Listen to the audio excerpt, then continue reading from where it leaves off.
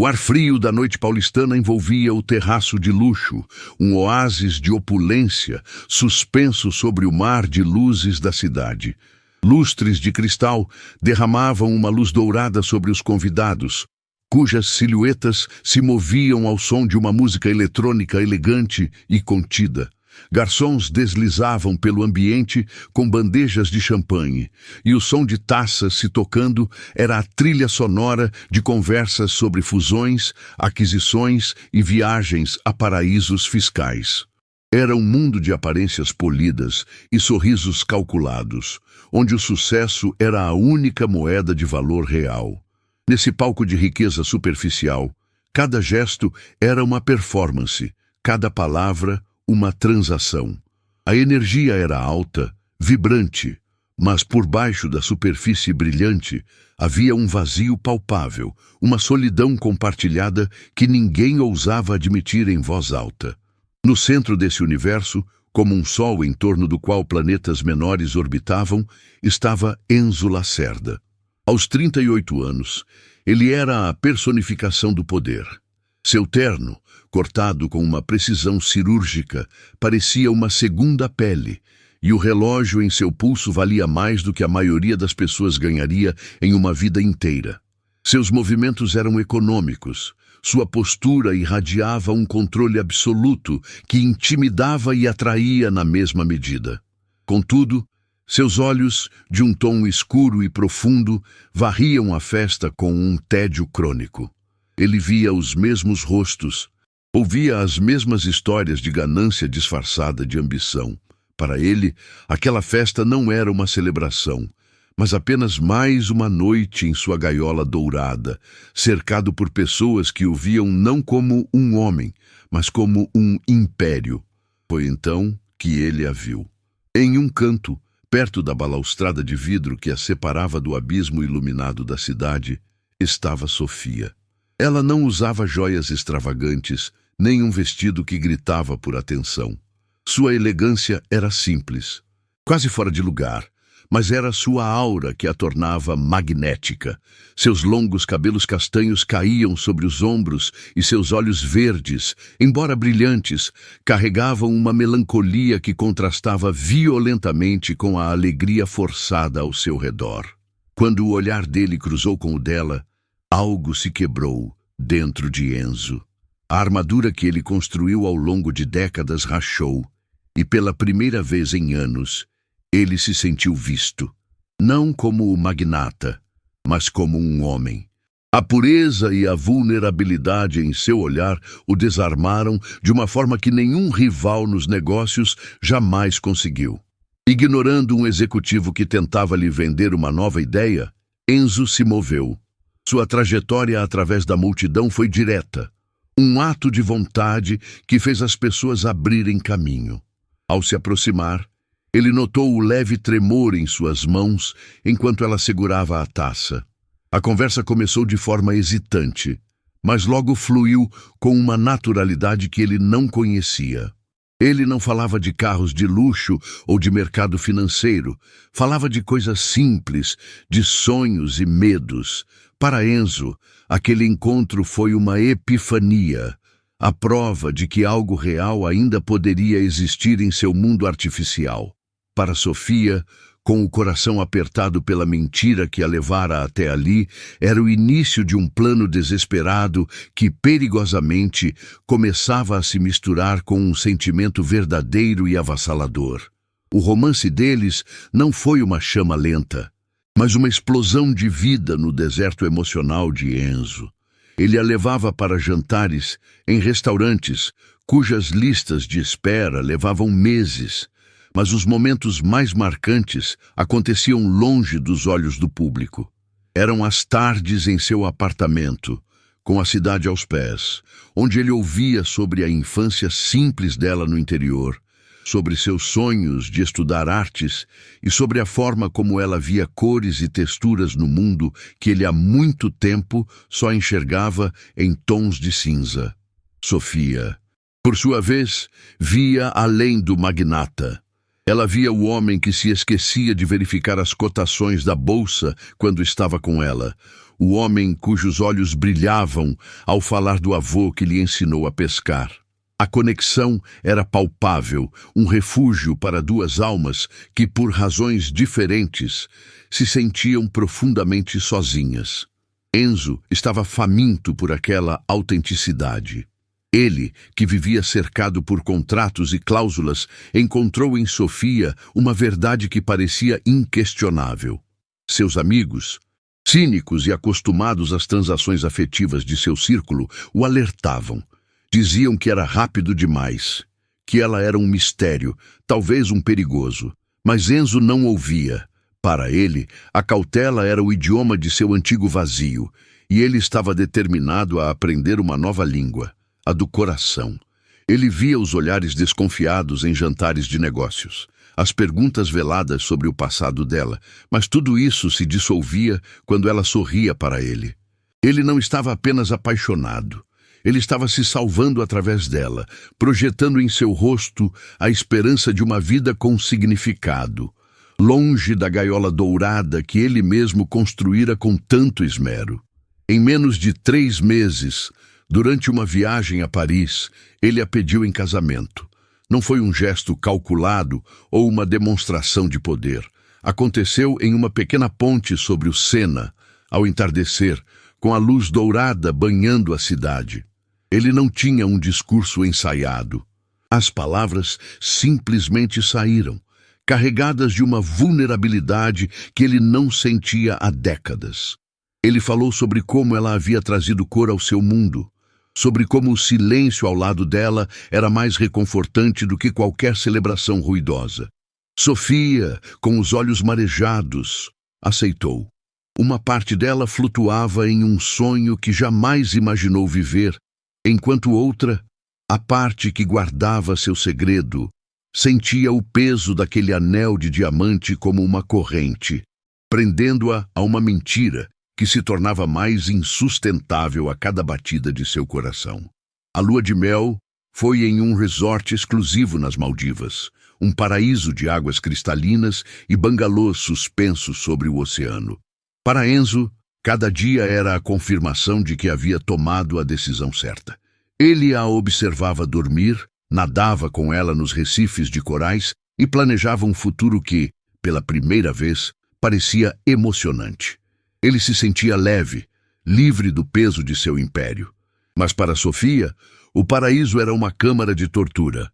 A bondade genuína de Enzo, seu amor incondicional, era um espelho que refletia a dimensão de seu engano. Cada gesto de carinho dele era uma faca em sua consciência. A culpa a consumia, tornando impossível aproveitar a beleza ao seu redor. Ela sabia que a felicidade deles estava construída sobre areia e a maré da verdade estava prestes a subir e levar tudo.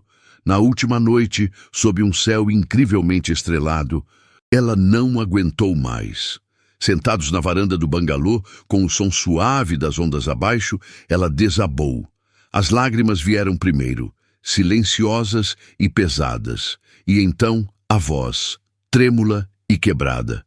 Enzo, eu preciso te contar uma coisa, ela começou, e a frase pairou no ar como uma sentença.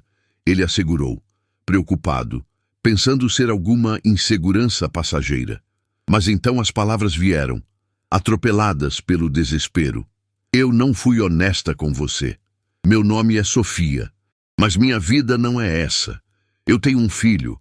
O nome dele é Léo. Ele tem 4 anos e está muito doente. Eu me aproximei de você porque precisava de ajuda. Eu sinto muito, Enzo. Eu sinto muito. Cada palavra era um golpe, destruindo o mundo perfeito que ele havia construído. O silêncio que se seguiu foi mais ensurdecedor do que qualquer grito. Enzo soltou a mão dela como se tivesse tocado em fogo. A expressão em seu rosto passou da preocupação à confusão. Então, a uma fúria fria e cortante. A traição o atingiu não como uma onda, mas como um bloco de gelo no peito. Ele não era mais o marido apaixonado, era o magnata enganado, o tolo que caiu no golpe mais antigo do mundo. Ele se levantou e caminhou até a beirada da varanda, dando as costas para ela. A imagem dela, a pureza que o havia cativado, se estilhaçou em 1 milhão de pedaços, revelando a face de uma manipuladora. A humilhação era física, um gosto amargo na boca. Ele havia aberto seu coração pela primeira vez em anos, apenas para que ele fosse usado como uma chave para seu cofre. Aquela noite no paraíso se transformou em um inferno particular. Eles voltaram para São Paulo em voos separados, sem trocar uma única palavra. O sonho havia acabado de forma brutal. Para Enzo, o vazio retornou, mas agora era pior, preenchido pela dor aguda da decepção. Ele se sentia um idiota, exposto em sua vulnerabilidade.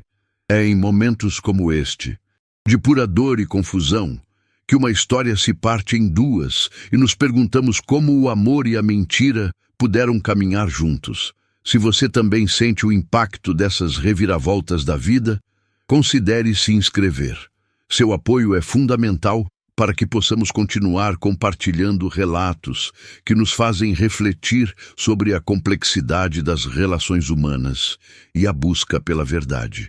Enquanto Enzo se afogava em seu orgulho ferido, a realidade de Sofia era muito mais desesperadora. Léo era um menino pequeno e frágil, com olhos grandes e curiosos que pareciam absorver o mundo, apesar da doença rara que enfraquecia seu coração a cada dia. Sofia passara os últimos 2 anos em uma rotina desoladora de hospitais públicos, sentindo o cheiro de antisséptico impregnado em suas roupas e ouvindo o bip monótono dos monitores cardíacos em seus pesadelos. Ela trabalhava em 2 empregos mal remunerados, mas o dinheiro mal cobria os remédios paliativos. Os médicos foram claros, sem uma cirurgia complexa e caríssima, que só era realizada em um hospital particular de ponta. O tempo de Léo era limitado. Foi esse relógio cruel que a empurrou para a festa de gala, em um ato de puro desespero maternal. Para piorar sua situação, o pai biológico de Léo, um homem de quem ela fugira por causa de seu temperamento violento e instável, pairava como uma sombra em seu passado. Ele nunca se importou com o filho, mas a notícia de seu casamento com um bilionário poderia facilmente chegar a seus ouvidos. Sofia vivia com o medo constante de que ele reaparecesse, não por amor a Léo, mas pela chance de chantageá-la, de usar a criança como uma ferramenta para arrancar dinheiro de Enzo. Essa ameaça era mais um peso em seus ombros, uma razão a mais para o segredo que ela guardava com tanto afinco. Ela não era uma golpista em busca de luxo, era uma leoa acuada, lutando com as únicas armas que tinha para proteger sua cria de um destino terrível e de um passado perigoso. De volta a seu apartamento, Enzo era um fantasma. Ele cancelou todas as reuniões e ignorou as dezenas de chamadas. Seus amigos, agora com ares de "eu te avisei", o pressionavam a anular o casamento, a processá-la, a apagar aquele erro de sua biografia. A palavra golpista ecoava em cada conversa. Mas, no silêncio da madrugada, a raiva dava lugar a uma confusão dolorosa. Ele se lembrava do brilho nos olhos dela ao falar de arte, da forma como sua mão se encaixava na dele, da sinceridade em suas lágrimas durante a confissão.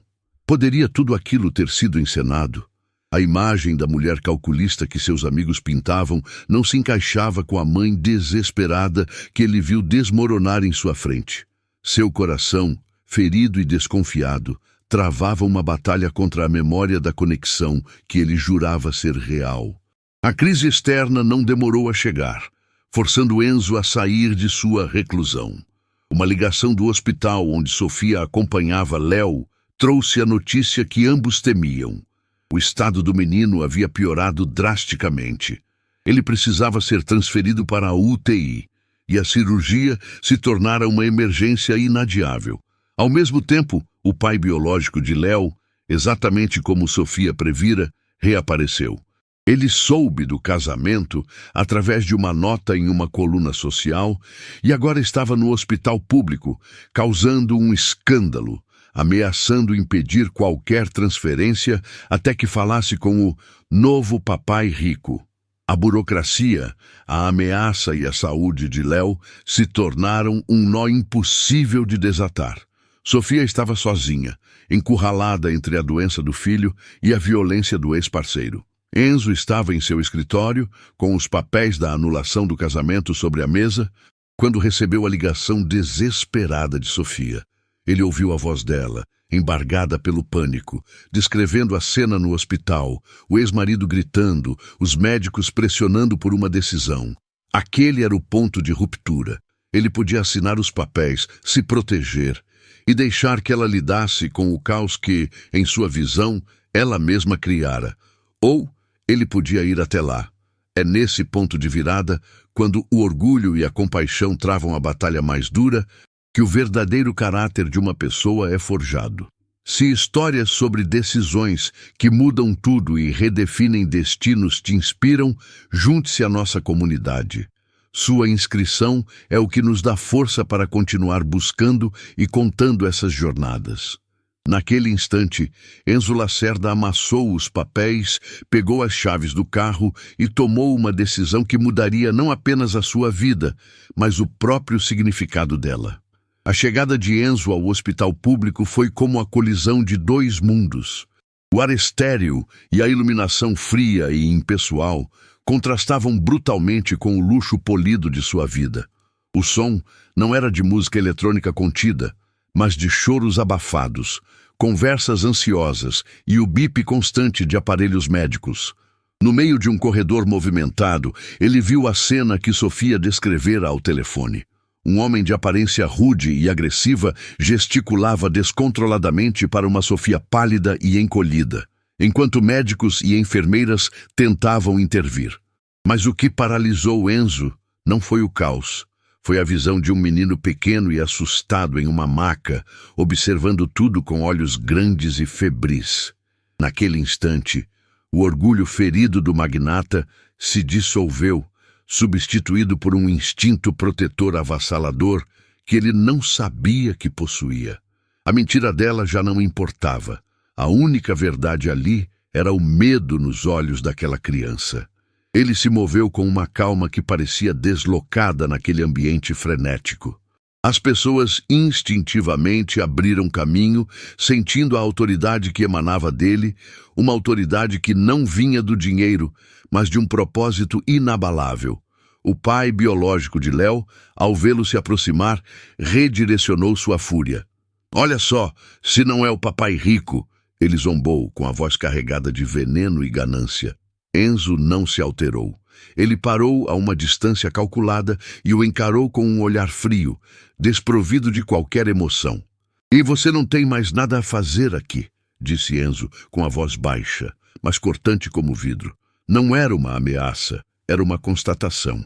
Ele fez um sinal discreto para a segurança do hospital, que já se aproximava, e o homem, percebendo que sua intimidação não encontraria eco, foi contido e escoltado para fora, deixando para trás um silêncio atordoado. Com a ameaça externa neutralizada, Enzo se virou para o que realmente importava. Ele se ajoelhou ao lado da maca de Léo, ignorando o terno caro que se sujava no chão do hospital, e tocou suavemente a mão pequena do menino. Léo não recuou. Em vez disso, seus olhos curiosos fixaram-se nos de Enzo. Então, Enzo se levantou e olhou para Sofia, que o observava com uma mistura de pavor e esperança. Ele viu as lágrimas silenciosas escorrendo por seu rosto, a expressão de quem esperava o golpe final. Em vez disso, ele levou a mão ao rosto dela, secando uma lágrima com o polegar. "Ele não é mais seu problema", disse ele, com uma gentileza que a desarmou completamente. "Léo é nosso filho, e eu vou cuidar da nossa família." A palavra "nossa" pairou no ar, reconstruindo o mundo deles sobre uma nova e inquebrável fundação. Um médico se aproximou com uma prancheta, a burocracia retornando para reivindicar seu espaço no drama humano. Havia formulários de consentimento, termos de responsabilidade financeira. Uma montanha de papel que representava a barreira final entre Léo e a cirurgia que salvaria sua vida. Enzo pegou a caneta sem hesitar. Para um homem que construiu um império assinando contratos, aquele era o mais simples e, ao mesmo tempo, o mais significativo de todos. Sua assinatura, firme e decidida, preencheu as linhas designadas a pai e responsável legal. Cada traço da caneta era um ato de redenção, um voto de compromisso. Sofia observava. O som da caneta no papel ecoando como a batida de um coração que voltava a funcionar. O peso esmagador que ela carregara sozinha por anos finalmente se dissipou, substituído por uma onda de alívio tão profunda que quase a fez perder as forças. Com os papéis assinados e a equipe médica agora mobilizada, um novo tipo de silêncio se instalou entre eles. Não era o silêncio tenso da traição, mas o silêncio compartilhado de pais, aguardando notícias do filho. Enzo colocou o braço ao redor dos ombros de Sofia e ela se apoiou nele, não como a mulher desesperada que planejou um encontro, mas como sua parceira. Eles seguiram a maca de Léo enquanto ele era levado para o centro cirúrgico. As portas se fecharam na frente deles, e eles ficaram sozinhos no corredor, lado a lado. A mentira que os uniu havia se tornado irrelevante, queimada no fogo da crise e purificada pela escolha. Naquele corredor de hospital, sob luzes frias e impessoais, Enzo Lacerda e Sofia não eram mais o bilionário e a golpista.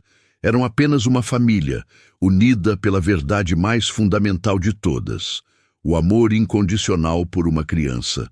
Os dias que se seguiram à cirurgia foram tecidos com uma quietude que nenhum dos dois conhecia.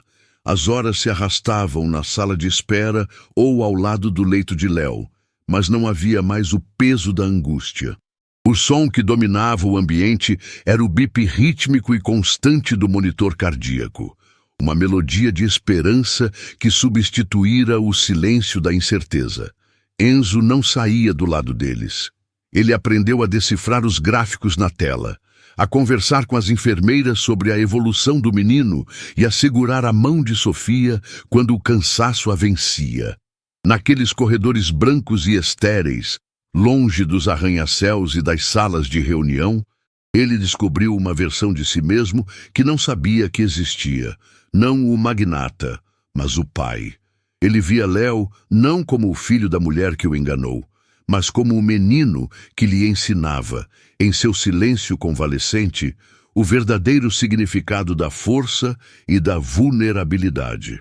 A recuperação de Léo foi lenta, mas firme, e a cada pequeno progresso, a família se solidificava.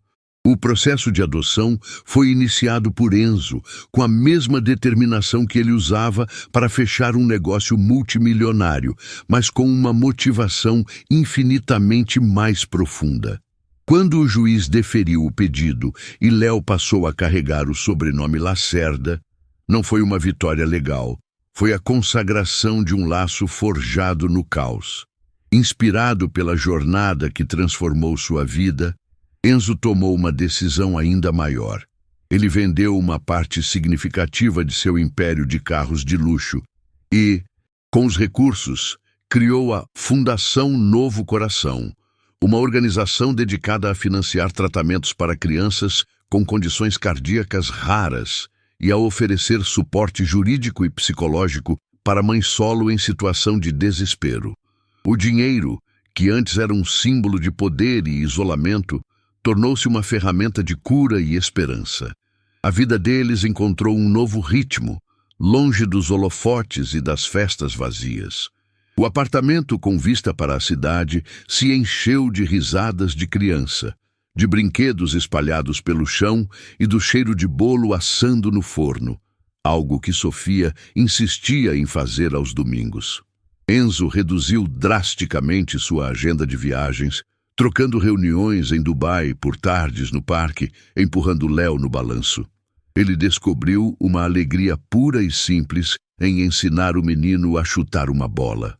Uma felicidade que nenhuma aquisição de empresa jamais lhe proporcionou. Sofia, finalmente livre do peso do medo e da mentira, floresceu.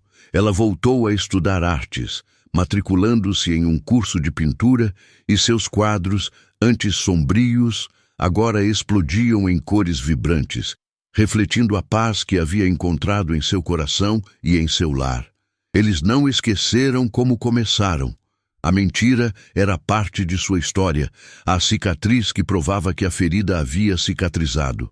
Enzo aprendeu que o amor verdadeiro não exige perfeição, mas exige coragem para perdoar e reconstruir. Sofia entendeu que o desespero pode levar a caminhos tortuosos, mas que a redenção é possível quando se encontra a pessoa certa para caminhar ao seu lado. Juntos, com Léo correndo à frente deles, eles eram a prova viva de que as famílias mais fortes não são aquelas que nunca se quebram, mas aquelas que se tornam inquebráveis justamente nos pontos onde foram consertadas. Histórias como esta nos mostram que o perdão pode ser o alicerce de um futuro inesperado. Se você acredita no poder das segundas chances, sua inscrição nos ajuda a continuar compartilhando jornadas que renovam nossa fé na capacidade humana de amar e recomeçar.